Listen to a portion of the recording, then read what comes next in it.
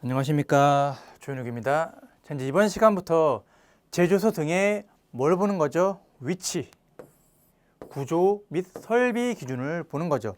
소화 설비랑 경보 설비 이런 각종 다른 설비 기준은 다음 파트에서 배우고, 여기서 볼 것은 위치, 구조, 위구 설비 기준 딱 보죠. 한마디로 좀 위험물 관련된 파트에서 크게 보면 어떻게 보면 세 과목으로 구분할 수 있잖아요. 앞에 화학 파트랑 두 번째 이제 위험물, 강류 위험물의 특징, 그리고 이제 세 번째 각종 이제 법령이나 기준에 대해서 배우는데, 그 중에서 좀 가장 중요한 파트라고 보시면 되겠습니다. 외울 것도 상당히 많죠. 그래서 우리가 첫 번째로 제조소부터 볼 겁니다. 제조소 등이라고 하면 제조소와 저장소, 취급소를 총망라해서 한꺼번에 부르는 말을 제조소 등이라고 하고, 제조소는 하나고 저장소 8가지, 취급소 4가지가 있습니다. 그런데 물론 저장소랑 취급소 양이 많겠지만 제조소가 전 제일 중요하다고 생각합니다. 이유는 제조소의 위치, 구조, 설비 기준을 정확하게 알아야지 뒤에 가서 저장소랑 취급소에서 겹치는 부분이 조금 있습니다. 그쪽 볼 때 여러분들이 외울 게 줄어들겠죠. 그리고 제조소의 위치, 구조, 설비 기준 이쪽을 그래도 처음 들어가는 파트니까 여러분들이 좀 잘 보셔야 됩니다. 자, 보겠습니다. 제조소란 무엇이죠? 위험물을 제조하는 그런 시설을 말하죠. 여기서 안전거리를 두어야 됩니다. 매우 중요하죠. 보겠습니다. 건축물의 외벽 또는 공작물의 외측으로부터 어디까지? 해당 제조소의 외벽 또는 이에 상당하는 공작물 외측까지의 수평거리를 뭐라고 한다? 안전거리라 한다. 한마디로 그림을 한번 보도록 하겠습니다. 이러한 위험물 제조소가 있죠. 제조소 끝에 있는 벽이랑 여기 전선 끝, 아니면 여기 주거시설 벽, 문화재시설의 끝 벽, 이 병원까지 벽까지 거리를 두어야 된다는 소리입니다. 뭘 할 때? 위험물 제조소를 이제 이쪽에다가 짓거나 설치하려고 할 때, 안 그러면 제조소가 있고 옆에다가 병원을 지으려고 해요. 아니면 고압선을 만드는, 고압선이 지나가는 이런 전봇대 이런 걸 만들려고 해요. 그러면 어떻게 해야 된다? 일정한 거리, 안전거리를 두어야 된다는 소리죠. 자, 그래서 보겠습니다. 뭐는 제외, 제6류 위험물을 취급하는 제조소는 어떻다? 제외를 한다 하고 나와 있죠. 사용 전압 7000V 초과 35,000V 이하. 보통 이제 여기서부터 나오는 법은 앞에가 초과고 뒤에가 이하가 많이 나옵니다. 해서 아주 고압이죠. 고압인데 7000V 초과 35,000V 이하일 경우에는 3m, 35,000V 초과일 경우에는 얼마다? 5m. 주거용이라고 해서 그냥 집 나올 겁니다. 집 나오면 뭐다? 10m. 가스 시설, 한마디로 전부 다 가스죠. 가스 시설과는 20m. 학교, 병원, 극장, 한마디로 사람 많이 왔다 갔다 하는 곳이죠. 그래서 이 크게 3가지만 보시면 돼요. 나머지는 다 커버됩니다. 학교, 병원, 극장 이런 것들도 다 사람 많은 시설이죠. 여기는 30m. 그리고 문화재 은근히 많이 나옵니다. 유형 문화재, 무형 문화재 전부 다 문화재가 들어가면 전부 다 얼마다? 50m다 해서 여러분들이 이거 무조건 암기를 하셔야 되는 부분입니다. 안전거리 좀 복잡하죠. 처음부터 복잡하지만 여러분들이 어쩔 수 없이 암기를 해야 되는 부분입니다. 그래서 여러분들이 이 그림을 통해서 암기를 해도 어렵지 않겠죠. 자, 보겠습니다. 35,000V 초과할 때는 5m. 고압이죠. 고압선이 지나가고 있죠. 이쪽으로. 7000V 초과하고 35,000V 이하일 경우에는 3m. 이거 이하일 경우에는 그러면 상관없다는 소리겠죠. 집, 주거용이랑 10m. 가스 들어가죠. 가스 시설 20m. 사람 많은 곳 30m. 문화재 50m. 여러분들 꼭 암기를 해주시기 바랍니다. 다음에 제조소의 보유 공지가 나오네요. 제조소의 보유 공지라고 해가지고 제조소에서 취급하는 수량에 따라서 10배 이하일 경우에는 공지는 무엇인가요? 공지 그냥 공터죠. 만약에 제조소가 있다라고 하면 이렇게 여기서 5배를 취급하고 있습니다. 그럼 일정한 3m 정도 되는 간격 공지를 더 가지고 뭐 한다? 아무것도 안 하는 빈 공간으로 두어야 된다는 소리죠. 무슨 말인지 알겠죠? 공지란. 그래서 10배 이하일 경우, 지정수량 10배 이하를 할 경우에는 3m 이상, 10배 초과해서 취급을 한다라고 할 경우에는 5m 이상. 그래서 여러분들 꼭 이것도 암기를 해주셔야 되고 되게 잘 나와요. 엄청. 여러분들이 뒤에 가서 보시겠지만 제조소의 보유 공지가 제일 쉬워요. 제일 간단하고 저장소의 공지에 들어가면 이제 여러분들 외울 거 많아갖고 그때부터 이제 머리 아파지기 시작하죠. 제조소의 보유 공지는 되게 간단하다. 그리고 간단한 거 치고 시험 문제에 좀 잘 나오는 편입니다. 다음 제조소의 표지 및 게시판. 표지 및 게시판에 여러분들이 특히나 더 잘 보셔야 되는 이유가 뭐냐면 뒤로 가서 우리 저장소 막 취급소 나오잖아요. 게시판 규격이 다 동일해요. 그래서 어차피 표지판의 규칙은 여기만 나옵니다. 잘 보셔야 됩니다. 한 변의 길이가 0.3m 이상. 그러면 약 실제 크기로 봤을 때도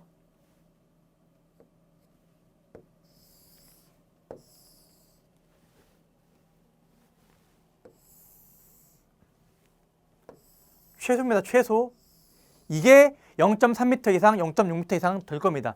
이 정도 크기에 백색 바탕에, 지금 여기 검은색 바탕이지만 백색 바탕이라고 합시다. 흑색 문자로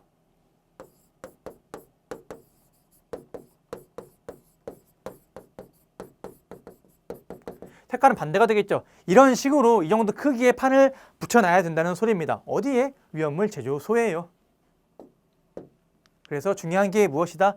게시판의 규격, 크기 0.3m 이상, 0.6m 이상, 그리고 표시 색상 백색 바탕에 흑색 문자다 해서 여러분들 잘 보셔야 됩니다. 왜냐하면 이러한 게시판 같은 경우 여러 가지가 나올 겁니다. 앞으로. 그런데 색깔이 다 달라요. 다르기 때문에 여러분들이 정확하게 색을 알고 있어야 되는데, 한 가지 이러한 그냥 이렇게 제조소다, 아니면 옥내 저장소다, 아니면 여기가 무슨 취급소다, 아니면 뭐 이동 탱크 저장소다라고 그냥 단순 안내, 이게 뭐다라고 안내하는 게시판 표지는 뭐다? 색깔이 전부 다 흰 판에다가 검은색 글씨로 쓰면 됩니다. 그래서 백색 바탕에 흑색 문자, 아니면 흰색 바탕에 검은색 문자, 뭐 같은 말이죠, 전부 다. 그래서 여러분들 꼭 잘 보셔야 됩니다. 쉬워 보여도 시험 문제 많이 나와요. 그리고 이것만 붙여서는 안 되겠죠.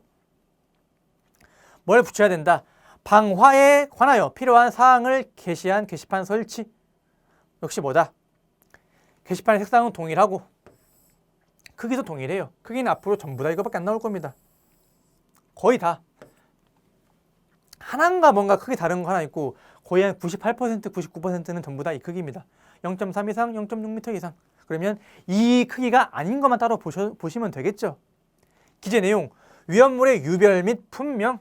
만약에 똑같은 크기로 이런 식으로 해서 유별, 사류, 뭐 일석이류, 저장 최대 수량 또는 취급 최대 수량, 뭐 2만 리터 저장한다. 지정 수량의 배수, 그러면 이게 배수가 몇 배 나올까요? 1000배 나오나요? 1000배라고 합시다. 뭐 1000배. 안전관리자의 성명. 이렇게 쓰는 판을 또 붙여야 된다는 소리죠. 그러면 위험물 제조소 붙이고, 방화에 관하여 필요한 사항을 또 붙이고, 또 뭘 붙입니까? 주의사항을 표시한 게시판 설치를 해야 됩니다. 이것도 잘 보셔야 돼요. 뒤에 주의사항을 표시한 게시판 설치하고 또 다른 게시판 또 나오기 때문에 여러분들이 잘 보셔야 됩니다. 지금 어디죠? 제조소에 주의사항을 표시한 게시판 설치한다. 첫 번째로 물기엄금. 물기엄금, 그러면 어떤 물질의 물기엄금을 붙여야 될까요? 물만 나면 안 되는 것들이죠. 첫 번째로 금수성 물질, 제3류 중에서. 다음에 인류에서 알칼리 금속의 과산화물. 얘는 물만 나면 어떻게 된다? 물만 나면 발열하고 산소를 방출하죠. 그 중에서 알칼리 금속의 과산화물 2가지가 있었죠.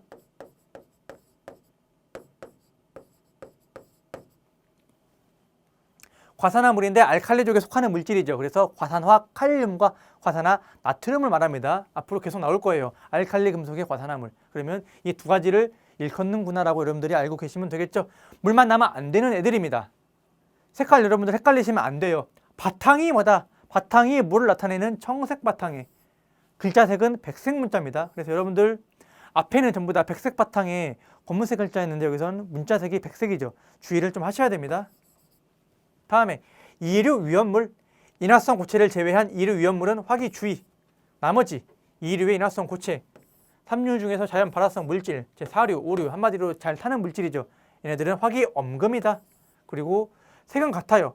화기를 나타내는 적색 바탕에 무슨 색? 흰색 글자다. 해서 주의사항을 표시한 게시판에 색은 전부 다 흰색인데 물질일 경우에는 청색 바탕, 화기를 나타낼 경우에는 뭐다? 적색 바탕. 그런데 이류 위험물, 인화성 고체를 제외한 이류 위험물은 화기 주의, 나머지는 화기 엄금입니다. 물론 여러분들 지금 이렇게 여러분들 공부하시다 보면 잘 안 외워질 거예요. 그렇지만 몇 번 계속 보시고 그리고 이제 관련된 예상 문제랑 기출 문제를 풀다 보면 여러분들 어느 순간 다 또 외우게 됩니다. 이게 처음에는 외우기 헷갈려도 외우게 돼요. 신기하게. 그만큼 여러분들이 공부를 좀 하셔야겠죠. 건축물의 구조, 지하층이 없도록 하여야 한다. 간단하죠. 벽, 기둥, 바닥보, 석가래 및 계단은 불연 재료. 연소의 우려가 있는 외벽은 개구부가 없는 내화 구조의 벽으로 할 것. 여기서 당연히 여러분들 잘 체크를 해주시기 바랍니다. 지붕은 폭발력이 위로 방출될 정도의 가벼운 불연 재료. 한마디로 사고 날 경우에는 어떻게 한다? 사고 날 경우에는 어느 폭발한다고 하면 갑자기 부피 팽창을 하는 거죠. 그러면 어딘가로는 이게 나가야 될 거 아니에요. 그랬을 경우에 옆으로 퍼지는 것보다 그래도 위로 퍼지는 게 어떻다? 사고를 최소화할 수 있다. 그래서 지붕은 뭘로 한다? 가벼운 불연 재료로 덮어놓으면 만약에 폭발했을 경우에 가장 약한 부분이 터지겠죠. 어디가 약하죠? 지붕이 약하니까 위쪽으로 터져 버립니다. 이유는 뭐냐면 건축물의 구조가 나오죠. 위로 터져야지 안전하지. 옆으로 터지면 괜히 옆에 작업자가 작업하고 있거나 지나가는 사람이 있거나 안 그러면 사람도 보통 이쪽에서 이렇게 일할 거 아니에요. 그래서 옆으로 터져버리면 사람이 다칠 수가 있겠죠. 그래서 위로 터지게끔 하는 겁니다.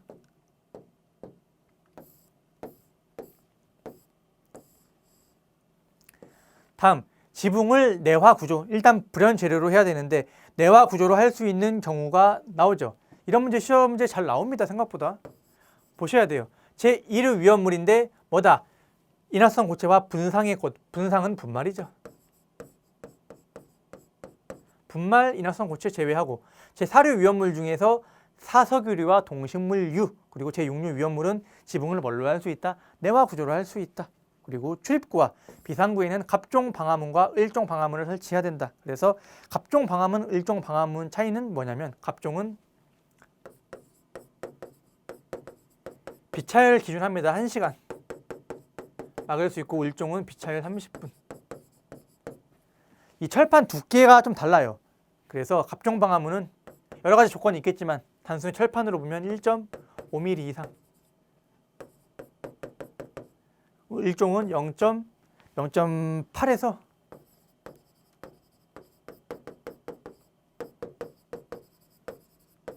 1.5mm 미만으로 만들면 돼요. 한마디로 이런 철문 같은 경우 있죠. 철로 되어 있는 문, 이 철판 두께에 따라서 갑종, 비차열 1시간 동안 버틸 수 있느냐 아니면 30분 동안 버틸 수 있느냐 그것을 말하는 거죠. 뭐가 더 비싸고 뭐가 더 좋을까요? 갑종 방화문이 당연히 더 좋죠. 그래서 연소 우려가 있는 외벽의 출입구에는 수시로 열 수 있는 자동 폐쇄식에 뭘 설치한다?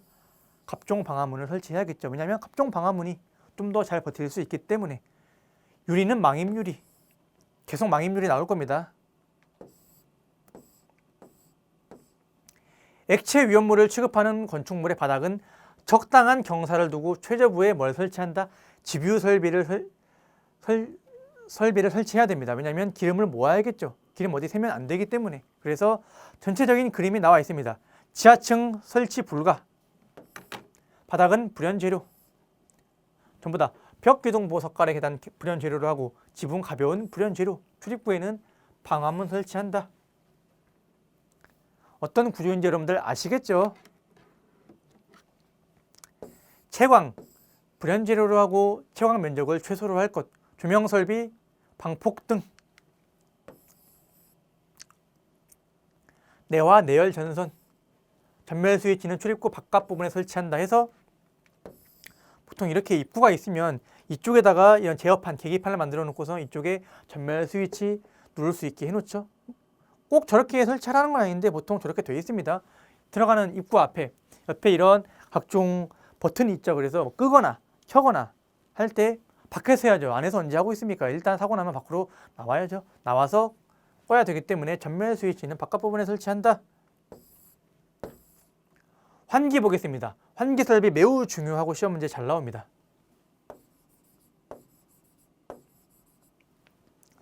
환기는 자연 배기 방식으로 하고 급기구 보겠습니다. 사실 여기서 시험 문제 나오면 거의 급기구 나오겠죠. 해당 급기구가 설치된 실의 바닥 면적 얼마마다 150제곱미터마다 한 개 이상으로 설치하되 급기구의 크기는 800cm 이상으로 할 것. 다만 이만일 경우에는 다음 크기로 할 것.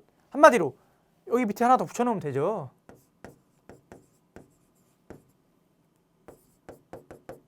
이상일 때 800. 그냥 붙여서 여러분들 암기해 주시기 바랍니다. 그래서 이 말보다 그냥 이렇게 표를 한꺼번에 같이 붙여서 보시는 게 더 편해요. 보겠습니다. 60제곱미터 미만일 경우에는 150 얼마씩 늘어나요? 150씩 늘어나죠. 마지막 여기만 200 늘어납니다. 잘 보시면 돼요. 60 미만일 경우에는 급기구의 면적 150cm 이상, 그리고 60에서 90 앞에가 2, 뒤에가 미, 그래서 2미, 60, 90, 2미, 300, 900에서 120, 450, 120에서 150, 600. 근데 150 이상일 경우에는 800으로 간다. 그래서 이쪽만 여러분들 좀 잘 체크를 해주시면 되겠죠.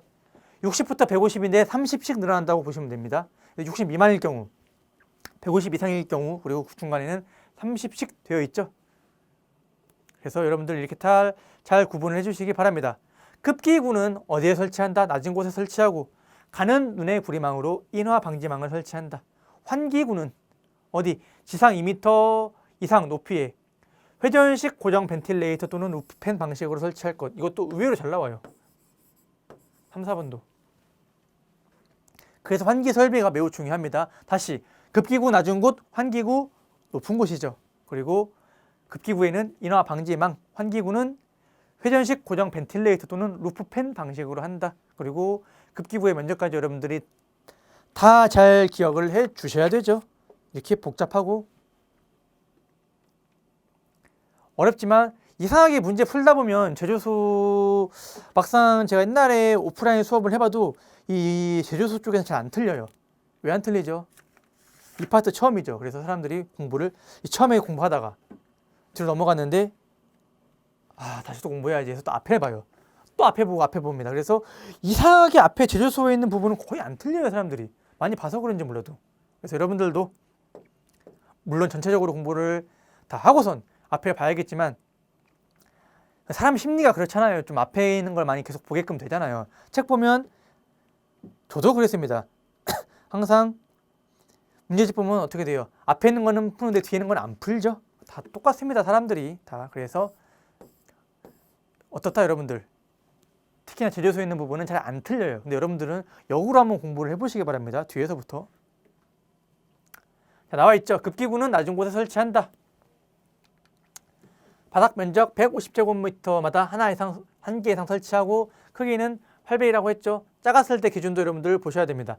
어디? 낮은 곳에 인화 방지망 설치한다. 집유 설비, 아래로 움푹한 다음에 기름 모을 수 있는 설비를 해야 되고 환기구는 2m 이상 회전식 벤틸레이터 또는 루프팬 방식으로 한다. 이렇게 나와 있죠. 이 그림을 여러분들이 잘 보셔도 이해가 되실 겁니다.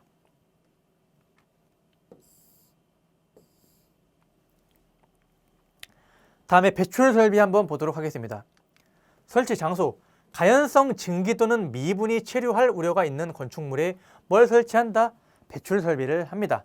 배출 설비는 국소 방식으로 해요. 국소 방식, 전역 방식 뭔 차이죠? 국소는 일부분, 전역은 전체. 여러분들 국소 마취라고 하죠. 이빨 같은 거 치료할 때 전신 마취하나요? 한마디로 전역 마취를 하나요? 아니죠. 여기 일부분만 마취를 하면 되죠. 그래서 그것을 우리가 국소 마취라고 하죠. 한마디로 가연성 증기 또는 미분이 체류할 우려가 있는 장소에만 이 국소 방식으로 배출 설비를 설치하면 돼요. 기본적으로. 그런데 전역 방식으로 해야 되는 경우가 있죠. 위험물 취급 설비가 배관, 이음 등으로만 된 경우, 전역 방식이 유효한 경우에는 이렇게 한다. 보고 배출 설비는 배풍기, 배출 덕트, 후드 등을 이용하여 강제적으로 배출하는 것으로 할 것 해서 만약에 이쪽 장소에 엄청나게 미분이 많이 날린다 할 경우에는 이런 덕트 같은 거 설치해가지고 강제로 빨아들여갖고 밖으로 내보내는 설비를 설치하면 되겠죠. 이렇게.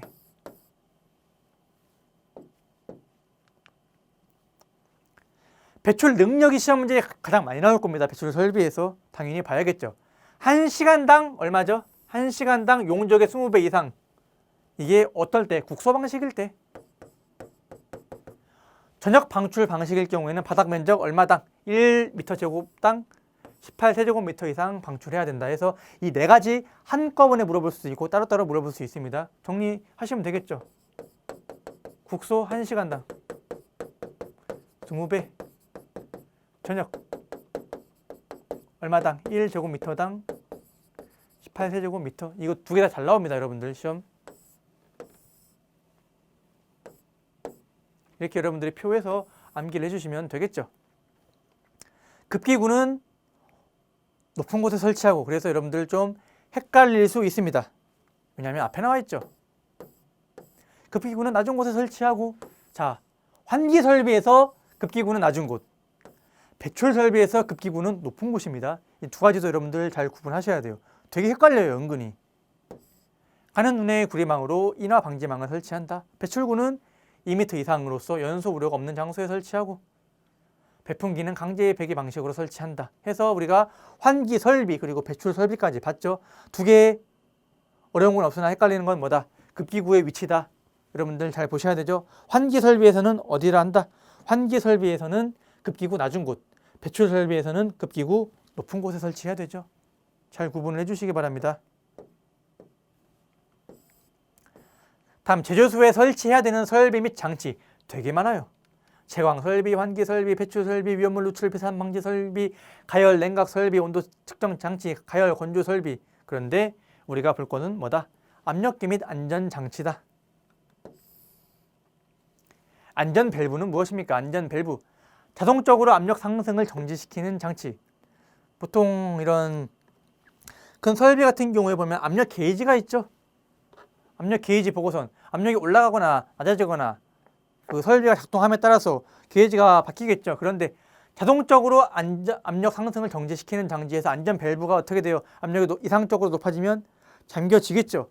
일정 그 프로그램에 값을 입력해 놓겠죠. 만약에 1.5메가파스칼 이상 돼버리면 밸브 잠궈라 이렇게 해놓으면 잠기겠죠. 감압 밸브는 감압 쪽에 안전 밸브를 부착한 밸브 장치. 안전 밸브 경보 장치는 안전 밸브를 병용하는 경보 장치. 파괴판이 은근히 좀 시험 문제 나올 수 있습니다. 위험물의 성질에 따라 안전 밸브의 작동이 곤란한 가압 설비에 하나한다 할 경우에는 파괴판에서 더 이상 압력이 올라가지 않게 해야겠죠. 그래서 이 네 가지 압력계 및 안전 장치 네 가지 뭐가 있냐라고 물어볼 수 있기 때문에 여러분들이 잘 암기를 해주시기 바랍니다. 물론 이 현장에서 많이 일하셨던 분들은 저 설비가 뭔지 당연히 아시겠죠. 모르는 사람은 없겠죠. 근데 현장 일을 한 3, 4년 해도 모르는 사람 있더라고요. 그냥 앉아서 자리만 지키고 있는 사람들 많이 있죠. 그런 사람들은 진짜 모르더라고요. 저런 것도. 이쪽 일이 좀 많이 이게 여러분들이 더 많이 해보셨으니까 이쪽 일을 좀 아실 거 아니에요. 일이 좀 그렇잖아요. 하는 사람만 하고 안 하는 사람은 안 하고, 안전 같은 경우에도 신경 쓰는 사람만 쓰고 안 쓰는 사람도 안 쓰고, 그렇죠. 저는 오히려 약간 신경을 많이 쓰면서 일을 했는데 이상한 놈으로 지키더라고요. 뭘 그렇게까지 다 하냐 막 이렇게 하면서. 근데 안전시켜서 안 좋을 건 없잖아요. 다음 5개 설비의 바닥.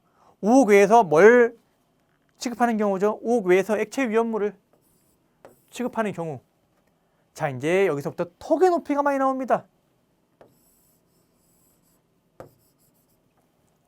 턱.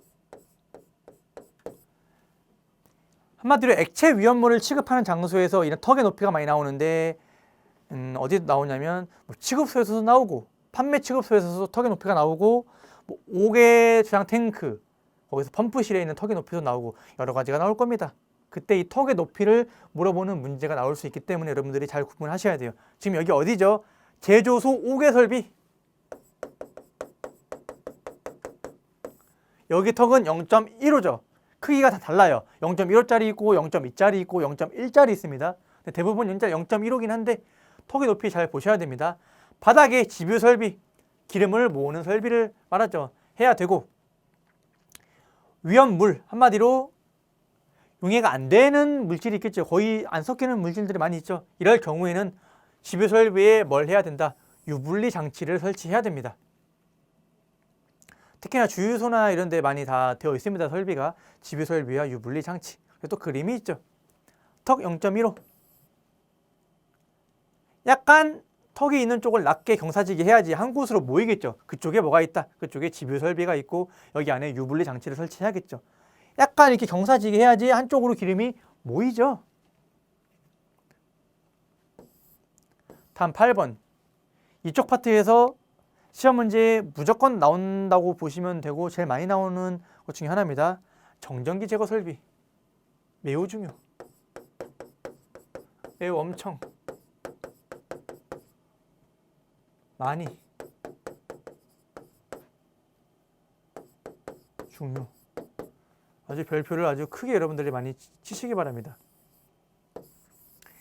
시험 문제에 정말 많이 나와요. 그래서 정전기 제거 설비라고 해서 세 가지를 다 물어보는 경우가 있고 아니면 여기 들어가 있는 방법 아니면 수치를 물어보는 경우도 있으나 다 외우시는 게 좋겠죠. 무조건 여러분들 거의 나온다고 보면 됩니다.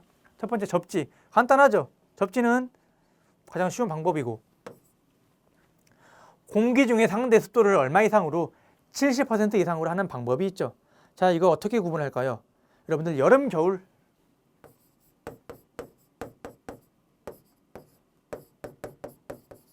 언제 정전기가 많이 생겨요? 여러분들 여름에 옷 벗을 때 정전기 생긴 적 있나요? 없죠. 겨울에 옷 벗을 때 정전기 생긴 적 있나요? 많이 있죠. 저도 맨날 생기더라고요.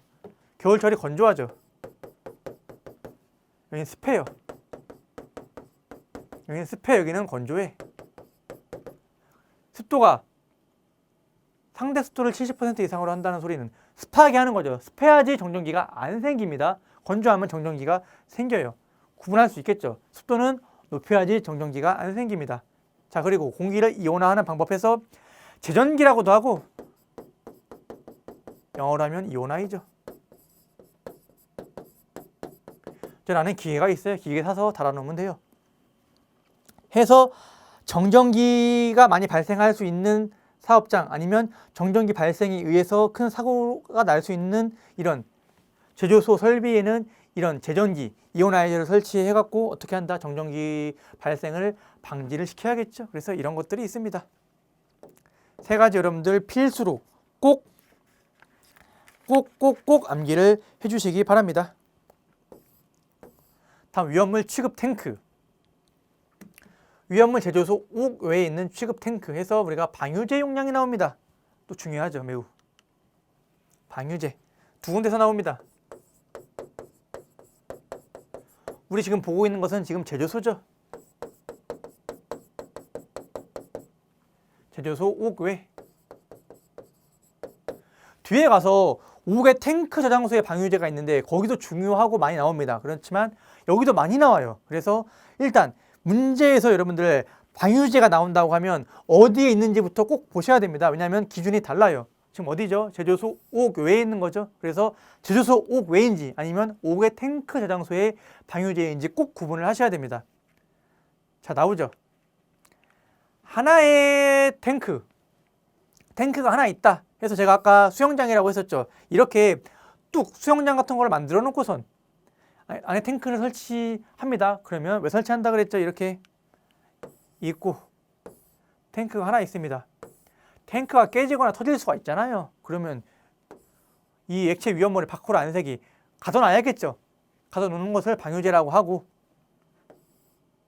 하나 있을 경우에는 해당 탱크 용량이 50% 이상으로 하면 됩니다. 만약에 탱크 용량이 5만입니다.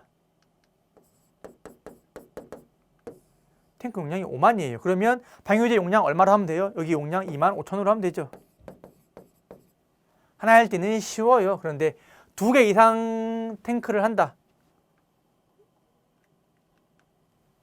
해당 탱크 중 용량이 얼마? 최대인 것의 50%, 나머지 탱크 용량의 10%를 가산한 양이 되도록 할 것. 탱크가 만약에 3개 있다고 합시다. 이렇게 3개 있어요. 그래서 큰 애가 5만, 애가 3만, 애가 2만이라고 합시다. 그럼 방유제 용량 얼마로 해야 됩니까? 큰 거의 50%, 나머지 거의 10% 다 합하면 되죠. 5만에 50% 2만 5천이죠. 더하기 작은 거에 10% 그러면 3천, 2천 다 더하면 얼마가 나오죠? 3만이 나오게 되죠. 이럴 경우에는 어떻게 된다? 방유제 용량을 3만으로 하면 된다는 소리죠. 그래서 방유제 용량 계산하는 문제 나올 수 있습니다. 여러분들 잘 보셔야 되죠. 보겠습니다. 하나일 경우에는 탱크 용량이 50%, 2개 이상일 경우에는 큰 거에 50%. 어차피 큰 거는 무조건 50% 해야 되죠. 그리고 나머지 거에 10% 가산한 양이 되게 한다. 여러분들 잘 암기를 해주시기 바랍니다. 다음에 어디입니까? 제조소 옥내죠.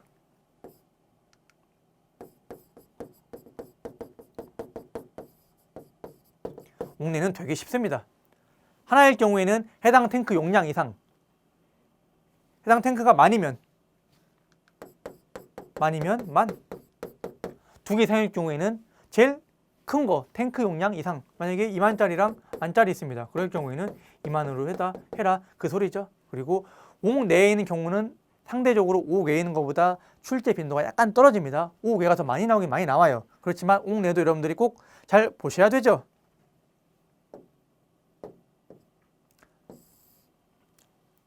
자, 보겠습니다.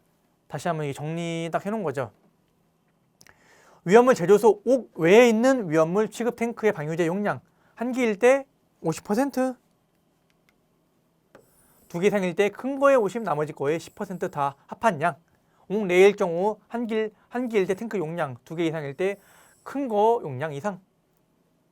위험물 5개 탱크, 이건 뒤에 가서 보겠습니다. 그래서 한 개일 때는 탱크 용량의 110%, 그리고 비인화성 물질 제6류 같은 경우에는 그냥 100%로 하면 되고, 2개 이상일 경우에는 최대의 110%, 그리고 6류 같은 경우에는 100%라고 합니다. 근데 뒤에 가서 자세하게 볼게요. 필요 설비 보겠습니다.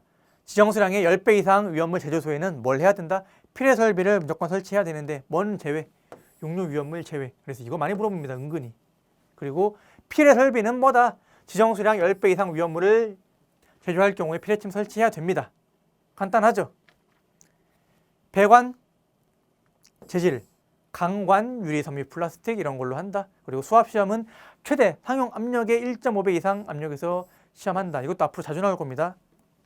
수압시험 보통 최대 압력의 1.5배 이상으로 많이 합니다. 용어 정의 보도록 하겠습니다. 고인화점 위험물이 무엇이냐라고 단순하게 물어볼 수 있습니다. 고인화점 위험물이란 무엇입니까? 인화점이 몇 도씨? 100도씨 이상인 제4류 위험물을 우리가 고인화점 위험물이라고 합니다. 알킬 알루미늄 등이라고 많이 해요. 그 두 가지를 말해요. 간단하죠.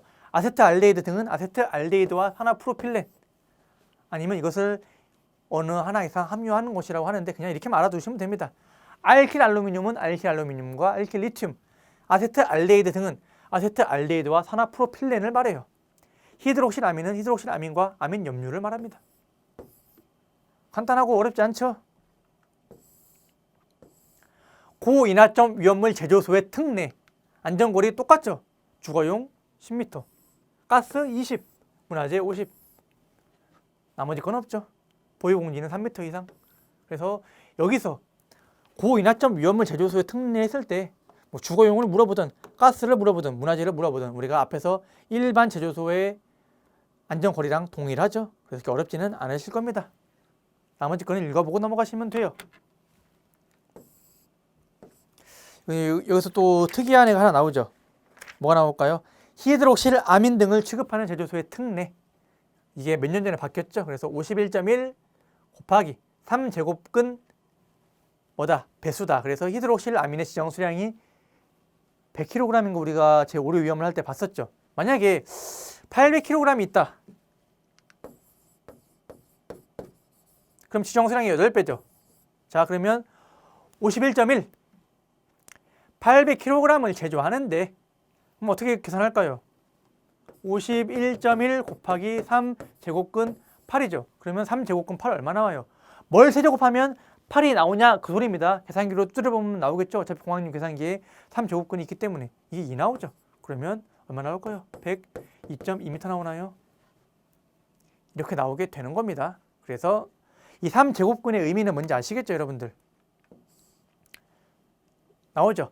히드록실 아민 등을 취급하는 제조소, 주위에 담 또는 토지의 설치 기준, 공작물의 외측으로부터 2m 이상 떨어진 장소에 설치한다. 그냥 읽어보시면 됩니다.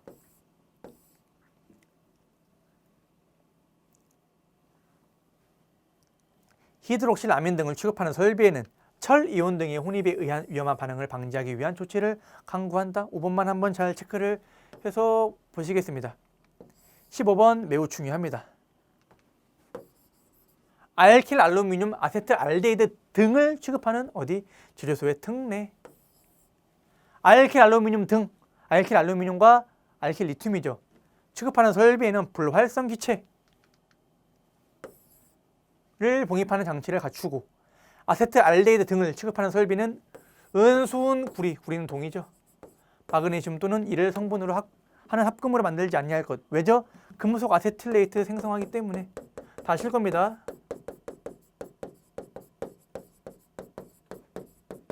생성 방지. 그리고 아세트 알데히드 등을 취급하는 설비에는 불활성 또는 얘도 됩니다. 수증기를 봉입하는 장치도 돼요. 그래서 구분 잘 하셔야 됩니다. 알킬 알루미늄 등에 수증기 넣으면 안 되죠. 왜냐하면 알킬 알루미늄 등은 금수성 물질이기 때문에 물과 만나서 가연성 가스를 발생시킵니다. 그래서 안 되는데 아세트 알데히드는 수증기를 봉입하는 장치를 설치해도 됩니다. 아세트 알데히드 등을 취급하는 탱크에는 냉각 장치 또는 저온을 유지하기 위한 장치 및 연소성 혼합 기체 생성에 의한 폭발을 방지하기 위한 불활성 기체를 봉입하는 장치를 갖춰야 됩니다. 그래서 여기까지 여러분들 잘 보시기 바랍니다. 방화상 유효한 담의 높이. 여기서는 여러분들이 뭘 보셔야 되냐면 이게 뭘 말하는지 보셔야 됩니다. 기능사랑 산업기사까지는 이게 굳이 전부 다 이게 뭔지 그렇게까지 안 보셔도 되는데 기능장 우리가 공부를 하잖아요. 다 봐야 됩니다. 뭐냐면 제조소가 있죠. 제조소 등이 있고 여기에 인근에 건축물 또는 공작물이 있습니다. 뭐 공작물이라고 하면 뭐 전선 이런 것들이 있을 수 있겠죠. 뭐 전봇대나 전선, 시설물 아니면 인근의 건축물, 뭡니까? 사이가 있는데 여기에 이 H 뭘 설치하는 거죠? 방화상 유효한 담을 설치해야 됩니다. 맞아요. 제조소 옆에 건축물이 있으면 그 사이에 담을 설치해 놔갖고 뭐 위험물이 날리거나 폭발하거나 뭐 그럴 수가 있겠죠. 예기치 못한 사고가 날 수 있겠죠. 그래서 그걸 막기 위해서 담을 설치해야 되는데 그 담의 높이를 얼마로 할 것이냐, 담의 높이를 2m로 할 것이냐 아니면 이렇게 계산해서 할 것이냐라고 정한 것을 말하죠. 그래서 나옵니다. 뒤에 일단 이거부터 볼까요? 산출한 수치가 2m 미만일 경우에는 담의 높이를 최소 2m, 3m가 넘어갈 경우에는 그냥 3m까지만 해도 됩니다. 자, 보겠습니다. 계산합니다. H값을 계산해요. 인근 H값이 뭐죠? 인근 건축물 또는 공작물의 높이. 옆에 있는 건축물 끝까지 높이를 말합니다. H가 P는 상수예요. 그래서 앞에서 0.15가 주어질 수 있고 각각의 조건에 따라서 여러 가지 주어지겠죠. 상수. 그리고 D가 나옵니다. D. 인근의 건축물이랑 제조소. 제조소 외벽 끝. 제조소 부지 말고 건물 끝이랑 그 제조하는 건물 끝이랑 인근의 건축물 제곱에 뭘 더합니까? 제조소 등의 외벽의 높이. 이 제조소 외벽의 높이 있을 거 아니에요. 이것을 더한 값이 나오죠. 건축물의 높이가 이 두 개를 계산한 값보다 작거나 같으면 어떻게 한다? 담은 2m로 한다. 반대로 이 높이가 계산해서 이거보다 큰 경우에는 어떻게 한다? 이 담의 높이는 뭘로 한다? 여기 담 높이 빼기 상수분의 상수랑 이 거리의 제곱에서 이 담이랑 제조소의 거리 뺀 값이죠. 소모를 D를 뺀 값을 높이로 한다. 옛날에 저거 공부하기 싫어갖고 그냥 무조건 2m로 외웠었거든요. 2m 아니면 틀리지 막 이렇게 해서. 근데 여러분들은 그렇게 공부를 하면 안 되겠죠. 옛날에 제가 산업배사 공부할 때 그렇게 했었어요. 한 10몇 년 전에 산업배사 했을 때 아 이거 너무 복잡한데 이거 언제 외우지? 너무 많은데 해서 그냥 뭐 작은 경우 나오겠지. 큰 경우 나오면 4m로 한번 하면 되겠지 라고 했었는데 여러분들은 다 외우셔야겠죠. 자 보겠습니다. 다시 한번. D는 뭐다? 제조소 등과 왜냐하면 제조소 부지가 이만큼 있을 수 있겠죠. 근데 제조하는 건물이 중간에 있을 수 있을 거 아니에요. 그래서 이 여기 있는 벽과 인근의 인근의 건축물 여기까지 건축물 벽까지 거리를 말합니다. H는 이 인근의 건축물 높이, A는 제조소 외벽의 높이, 스몰 d는 담이랑 제조소까지, 라지 d는 이 사이의 거리를 말하죠.